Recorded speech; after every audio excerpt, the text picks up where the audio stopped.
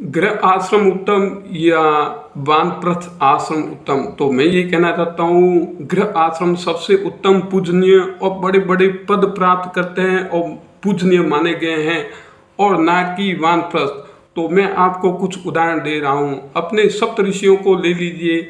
यह गृह आश्रम में रहकर ऋषि, ब्रह्म ऋषि और कई लोगों में इन्होंने पद प्राप्त किए हैं और पूजनीय माने गए हैं। मैं आपको एक वशिष्ठ जी का भी उदाहरण दे रहा हूँ। वशिष्ठ पद प्राप्त किए हैं उन्होंने। तो वशिष्ठ जी जहाँ पर जिस लोक में जाते हैं, चाहे महादेव जी के पास हो, चाहे भगवान विष्णु के पास हो, चाहे ब्रह्मा जी के पास हो, चाहे देवताओं के पास स्वर्ग में जाओ, जब भी वशिष्ठ जी उनके पास जाएंगे तो वह अपने आसन से खड़े हो जाएंगे और वशिष्ठ जी को हाथ जोड़ के प्रणाम करेंगे।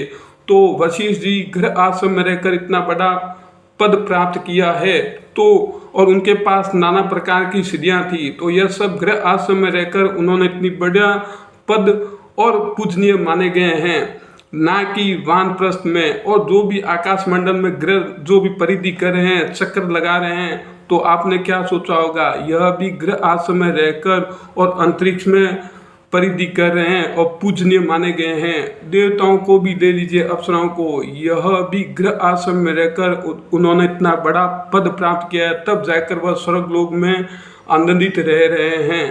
तो गृह आश्रम सबसे उत्तम आश्रम है।